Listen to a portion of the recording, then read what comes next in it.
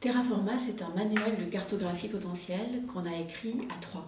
Alexandra Arène, Axel Grégoire et moi-même.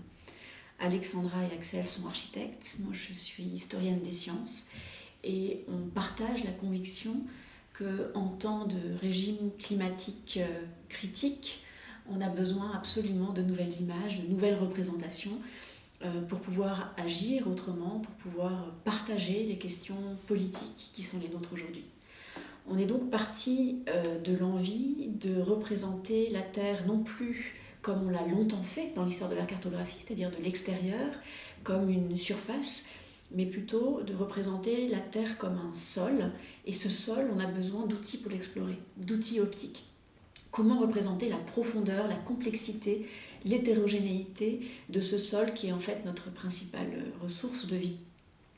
Eh bien, on a d'abord fait ce modèle qui est le modèle fondateur, qui retourne la Terre sur elle-même dans une espèce d'anamorphose, en mettant l'atmosphère au cœur, l'atmosphère étant ce système clos, et pas du tout infini, comme nous donnent à penser les anciennes représentations du globe. Et grâce à ce modèle, on a pu donner à voir la granulosité, la complexité de ce sol.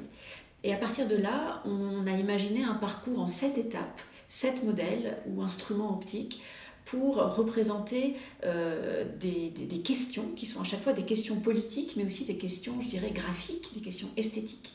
Par exemple, comment représenter autrement les ressources, non plus comme quelque chose qu'on peut capter du sol, mais comme quelque chose qu'il faut soigner, qu'il faut relier. Comment représenter autrement les frontières, non pas comme des limites, mais comme un ruban d'un territoire continu. Comment représenter surtout une espèce de temps long, de mémoire, qui nous permettrait d'habiter de façon soutenable sur cette terre, terra incognita, comment habiter une terre parmi les vivants.